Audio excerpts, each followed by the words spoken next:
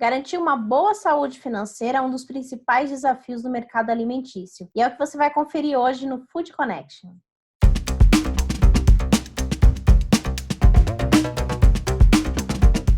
Começando mais uma semana aqui no Food Connection, um programa para toda a cadeia de alimentos e bebidas.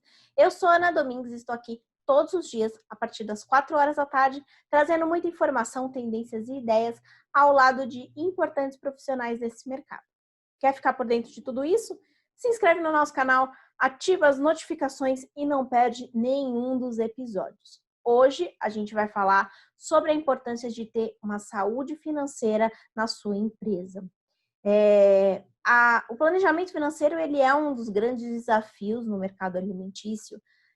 Afinal, são diversos fatores que podem afetar a saúde financeira da sua empresa, mas esse episódio hoje tem a missão de te trazer algumas dicas que possam te ajudar nesse momento.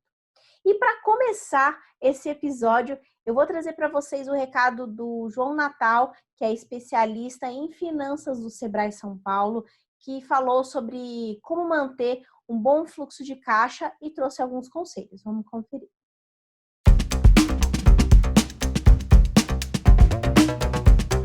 Oi, Ana e amigos do Food Connection. Sempre quando nos perguntam sobre os desafios do food service para ter uma melhor saúde financeira, eu sempre digo que o principal desafio é entender a real importância da gestão financeira.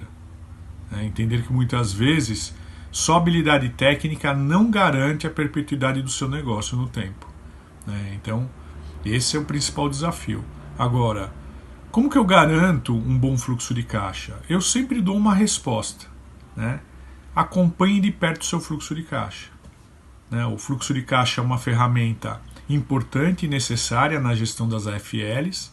Ele mostra as entradas e saídas dos recursos financeiros no curto prazo de modo simplificado, além de projetar para períodos futuros as entradas e saídas, tornando a gestão dinâmica. O que é importante aqui? Aqui é importante que você tenha uma visão desse teu fluxo, na utilização dessa ferramenta diário, semanal, mensal e anual. Quando eu consigo visualizar as entradas e saídas dos meus recursos diariamente, mensalmente, semanalmente, anualmente, eu começo a ter o quê? Ações proativas, ao invés de ações reativas. Isso é importante. Então eu sempre digo que esse conjunto de informações fundamenta a tua tomada de decisão.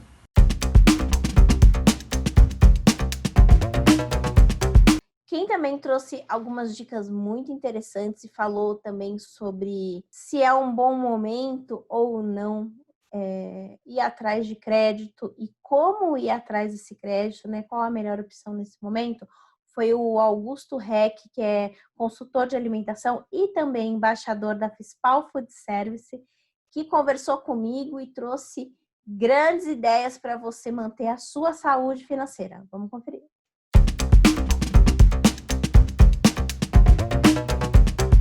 Eu queria saber de você, Um dos grandes desafios do setor de alimentação fora do lar é manter uma boa saúde financeira. Então, quais são esses desafios para conseguir esse objetivo? Olha, Ana, primeiro eu agradeço o convite aí de participar, eu acho assim, principalmente para a minha empresa, que faz consultoria para pequenos negócios, a gente vê uma realidade diferente das grandes empresas, de uma certa informalidade na gestão, poucos controles, enfim. Então, acho que agora, mais do que nunca, é o momento do empresário, principalmente do pequeno empresário, se atualizar em relação a isso, Ter bons controles financeiros, e aí desde um bom controle de fluxo de caixa, alguns básicos da gestão financeira, que muitos deixam de fazer, porque estão envolvidos no dia a dia, pelo movimento, enfim, demandas de cliente, de funcionários, que agora eu acredito que o empresário tem um pouquinho mais de tempo de fazer isso, de colocar esse trabalho em dia. O que é importante agora é recalcular seu ponto de equilíbrio, Por exemplo, se eu estou comecei a faturar no delivery que eu não fazia. Eu preciso monitorar se o meu faturamento do delivery está sendo suficiente para pagar as minhas contas ou não. Se eu já fazia delivery antes, eu preciso comparar com o meu delivery agora para ver se está tendo um efeito as ações que eu estou tomando, né?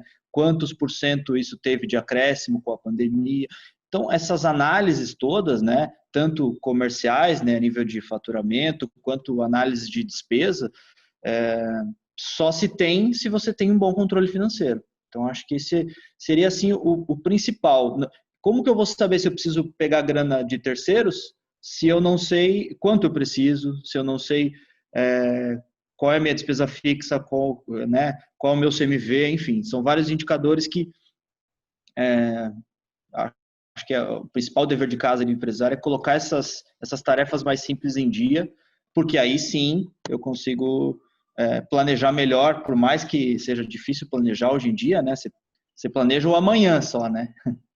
Até outro dia eu estava participando de uma live e aí eu fiz uma brincadeira ali de planejamento curto, médio e longo prazo, né? A curto prazo, antigamente era tipo um mês, né? Agora é uma hora.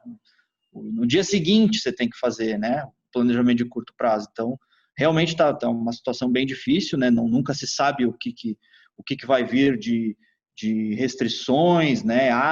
Mas abre com horário restrito, com uma série de medidas, depende muito do tipo de perfil que você tem de negócio, as medidas são mais ou menos restritivas.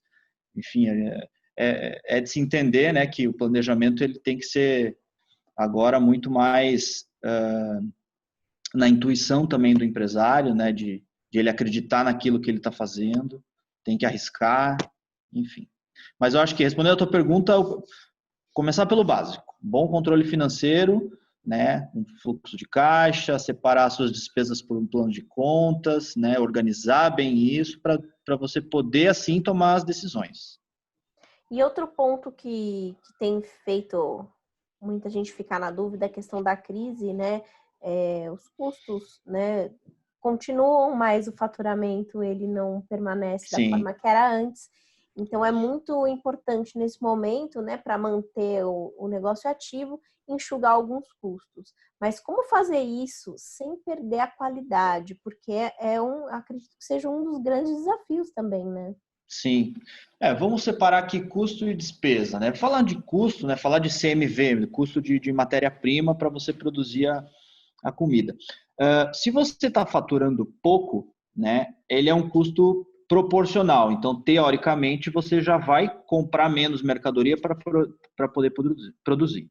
Além disso, né? Então, é um custo que é totalmente atrelado ao seu faturamento. Você está faturando menos, você vai gastar menos. Mesmo assim, eu acho importante fazer um certo controle em relação a isso. E aí eu volto nos básicos, né? Voltando aqui à realidade que a gente trabalha na consultoria, né? Pequeno empresário, restaurante ali de pequeno porte, aquele vendedor, o food truck. Então, essa galera não tem muita noção de quanto custa o que está vendendo, né? Não faz aquele básico que é a ficha técnica. Então, também agora é o momento de voltar a atenção para isso. A gente não está falando aqui de economia na qualidade da matéria-prima, e sim de ter um bom controle para você não ter mais desperdício, né, para você comprar bem, né, fazer as suas cotações na hora de fazer as compras, ter todo esse controle da matéria-prima para que você consiga ter o resultado o mais próximo do ideal, né, possível. A gente faz falar um pouco de teoria aqui, né, CMV teórico e CMV real. Então, o CMV teórico eu só consigo calcular ele se eu tenho as fichas técnicas dos produtos, se eu sei o custo, né? E aí sim eu consigo depois monitorar se o CMV real está parecido ou não com o CMV teórico.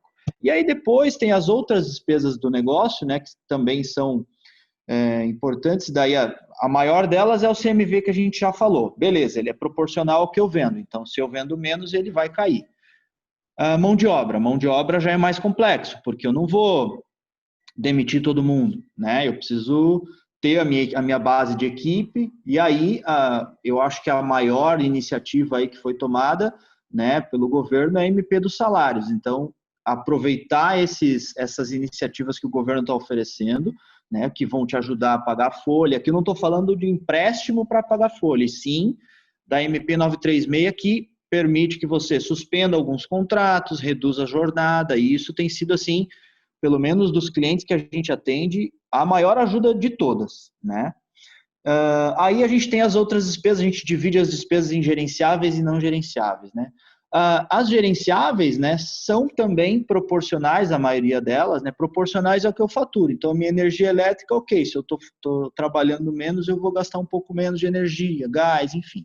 Agora, as despesas que são não gerenciáveis, né, do tipo imposto, contabilidade, sistema, aluguel, que são despesas consideráveis, né, aí eu acho que tem que ter uma boa capacidade de negociação. Negociação com o locatário, né, para tentar reduzir. Eu vejo que uma boa parte assim dos empresários tem conseguido fazer boas negociações, né, de redução de aluguel, e aí tentar fazer desconto mesmo, né, e não um desconto que você vá pagar esse valor posterior, um desconto de verdade, né, uma redução no valor mensal. Negociar com outros fornecedores, contador, agência de publicidade, enfim, esses prestadores de serviço que, teoricamente, você pode estar tendo um volume menor de trabalho, então é justo que tenha uma redução, né? E o imposto também, o governo permitiu, aí não é um desconto, mas é uma postergação no pagamento do imposto, que daí os empresários também estão usando desse artifício. Só tem que lembrar que uma hora isso vai acumular, né? Você vai acabar pagando lá na frente o imposto do mês e depois o imposto que você postergou. Claro que o valor vai ser menor, né? Porque se eu estou faturando menos, geralmente as empresas do Simples Nacional, aí, né, que são a grande maioria do nosso setor, vão ter uma queda ali no imposto, justamente porque o faturamento está menor. Mas então, assim, se a gente for olhar todos os tipos de despesa do negócio, boa parte delas a gente consegue fazer alguma coisa para reduzir, né? Então, tá também na mão do empresário cuidar, digamos assim, da porta do negócio para dentro, né? Porque da porta do negócio para fora tá difícil, né? A gente não sabe muito o que vai acontecer, é difícil ter essas previsões, então tem que fazer o dever de casa, né? Enxugando o custo e tentando aumentar o faturamento. Eu faço sempre a brincadeira do efeito elástico, né? Imagina assim que você está tensionando um elástico o tempo todo, para cima para aumentar o faturamento, para baixo para reduzir despesa. Então o gestor ele tem que estar o dia todo pensando nisso, aumentar o faturamento, reduzir despesa. Esse é o segredo, né? E em questões de linhas de crédito, né, Augusto? Muitas empresas estão recorrendo ao crédito nesse momento, mas como que dá para fazer uma boa avaliação sobre pedir ou não pedir esse empréstimo? Uhum. Bom, volto lá no começo, né? Primeira coisa é ter um bom controle financeiro, porque aí você vai saber se você precisa tomar dinheiro, quanto você precisa tomar de dinheiro, né?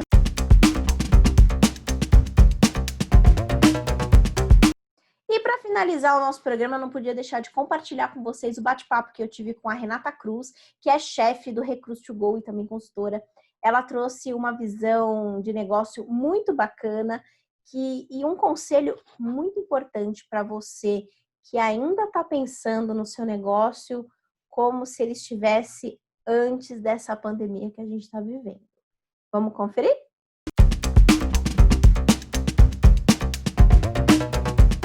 Como que eles podem pensar nesse momento, né? Como um empresário pode pensar em estratégias para conseguir sair do vermelho, Rê? Olha, eu vou te falar a verdade, tá? Eu vou falar o que eu acho de fato que eu acho que é importante a gente encarar. Eu vejo ainda um movimento super grande de negação. E eu entendo porque é realmente um momento muito duro, assim, é sem precedentes. A gente nunca viveu um negócio desse. E não é só no Brasil, né? É uma condição mundial. A gente está com todo mundo em situação muito delicada.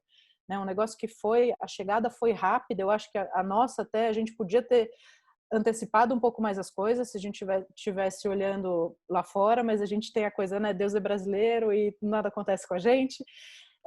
Então eu acho que a gente deu uma atrasada nessa preocupação, mas agora a realidade que a gente tem é essa. Eu detesto a palavra retomada, porque eu acho que isso dá uma falsa impressão de que a gente vai voltar para um lugar de onde a gente saiu.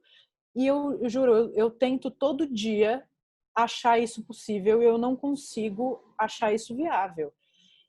Então, aí, quando eu ouço a palavra retomada, eu tenho a impressão dessa negação, sabe? Tipo, não, daqui a pouco vai voltar, daqui a pouco... Será, gente? Será que a gente vai voltar para o estágio que a gente estava? Será que a gente vai ter o mesmo formato de consumo que a gente tinha antes?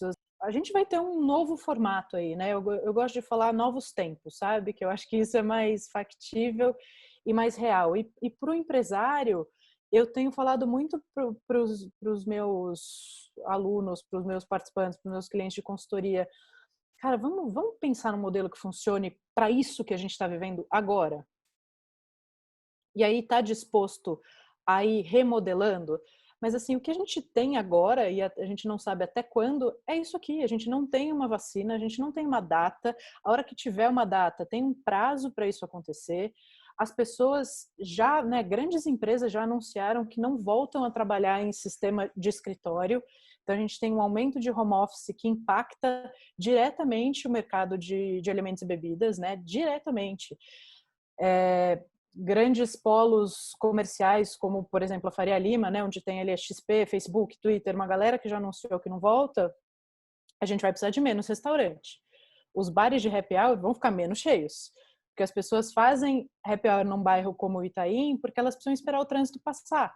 Se tem menos gente em escritório, vai ter menos gente no happy hour. Então, a gente precisa se preparar para esse novo tempo, sabe? Eu vi a Luísa Trajano falando até que isso vai impactar o mercado imobiliário provavelmente em muito pouco tempo, porque os apartamentos de 20, 30 metros quadrados vão ficar inviáveis, né? Porque se a pessoa faz home office, é desesperador você ficar... Antes era uma maravilha, eu fico o tempo todo na rua, eu como na rua o tempo todo, eu tenho um apartamento pequenininho, que eu vou e volto do trabalho e é isso. Nesse sistema de muita gente home office, tudo muda em volta, né? E a gente precisa estar preparado para isso. Ao mesmo tempo, aparecem outras oportunidades. Delivery de almoço era uma coisa super rara, né? Era assim, infinitamente mais baixo que o delivery de jantar.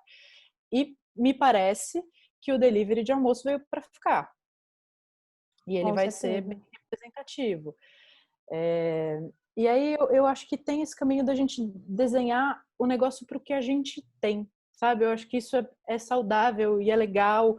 A gente sai desse lugar de esperar um negócio que talvez não aconteça, e isso gera mais frustração, isso gera mais ansiedade, isso gera menos caixa. Os principais erros que dá para evitar nesse momento de... Como que você falou? Não é retomada.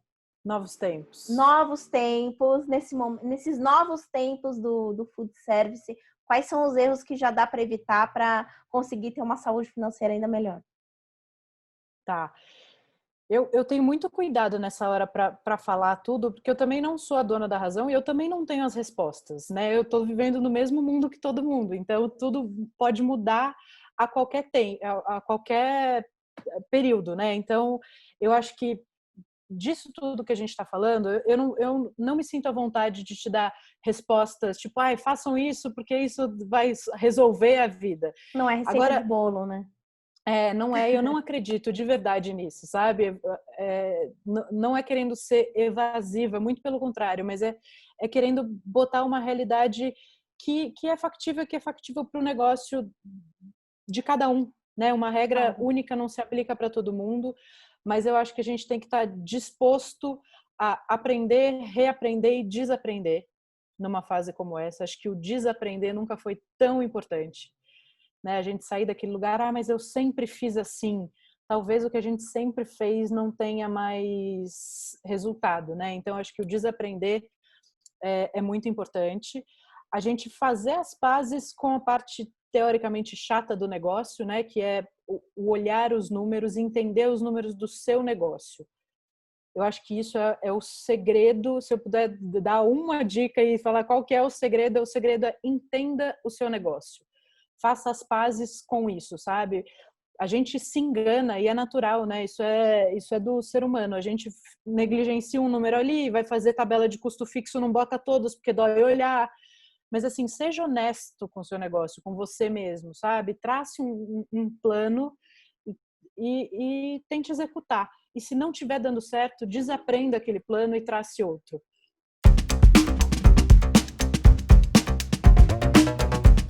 Curtiu o episódio de hoje? Então já dá aquele like no nosso vídeo e compartilha com quem você acha que vai ter interesse nesse tema. Essa semana a gente vai trazer diversos assuntos importantes, a gente vai falar de marketing, a gente vai falar de gestão, a gente vai falar de mercado, muita coisa. Não dá para perder.